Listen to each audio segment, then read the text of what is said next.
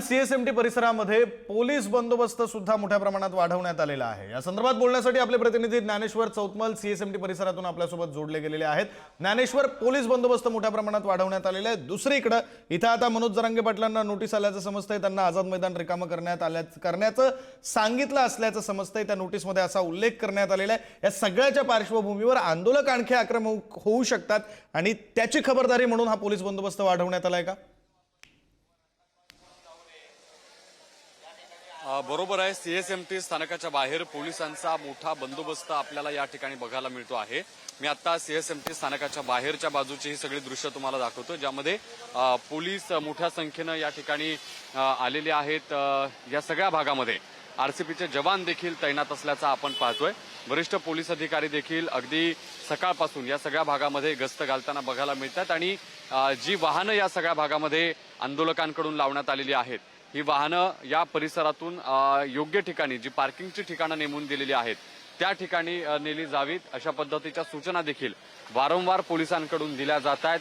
आरसीपीचं पथक देखील या ठिकाणी दाखल झाल्याचं आपण बघतोय आणि सीएसएमटी स्थानकाच्या बाहेर पोलीस बंदोबस्त वाढवण्यात आलाय, कारण या भागातली जी वाहतूक आहे ती सुरळीत करण्यात आलेली आहे। आंदोलकांना भुयारी मार्गातून पलीकडे जाण्याची विनंती करण्यात येते, कारण या रस्त्यांवरून वाहनं जी आहेत ती सतत वाहत असतात आणि कुठल्याही पद्धतीचा अनर्थ घडू नये याच्यासाठीची ही सगळी खबरदारी आहे ती घेतली जाते। तसं आवाहन पोलिसांकडून केलं जातं आहे। सगळ्यात महत्वाचं म्हणजे बीएमसीच्या समोरचा जो काही सगळा भाग आहे, ज्या रस्त्यांवरती आंदोलकांच्या गाड्या पार्क करण्यात आलेल्या आहेत, या गाड्या देखील तात्काळ पार्किंगच्या ठिकाणी नेल्या जाव्यात असं आवाहन वारंवार मनोज जरांगे पाटील यांच्याकडून देखील करण्यात आलेलं आहे। कोर्टानं देखील तसं सांगितलेलं आहे आणि तशा हालचाली या ठिकाणी सुरू झालेल्या आहेत। ही गाडी आपण बघतोय जी बीएमसी समोर सीएसएमटीच्या समोरच्या या सगळ्या परिसरामध्ये उभी होती गेल्या 4 दिवसांपासून, ती आता या ठिकाणाहून पार्किंगच्या वाशीच्या ठिकाणी या ठिकाणी आंदोलकांकडून नेली जाते।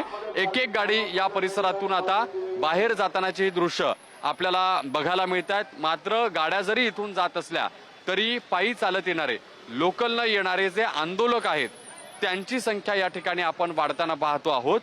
मोठ्या प्रमाणात समर्थन या सगळ्या मनोज जरांगे पाटील यांच्या आमरण उपोषणाला मिळताना बघायला मिळत आहे। वेगवेगळ्या सुरक्षा यंत्रणा या सगळ्या पार्श्वभूमीवर अलर्ट झाल्याचं देखील या सगळ्या भागामध्ये चित्र दिसतंय। जवान सगळे या ठिकाणी तैनात आहेत, वरिष्ठ पोलीस अधिकारी या सगळ्या भागात नियंत्रण ठेवून आहेत आणि जे आंदोलक आहेत त्यांना वारंवार आवाहन पोलिसांकडून केलं जातंय की ज्या कोर्टाच्या सूचना आहेत त्या सूचनांचं पालन व्हावं। बरं, खूप खूप धन्यवाद ज्ञानेश्वर या सगळ्या सविस्तर माहितीसाठी।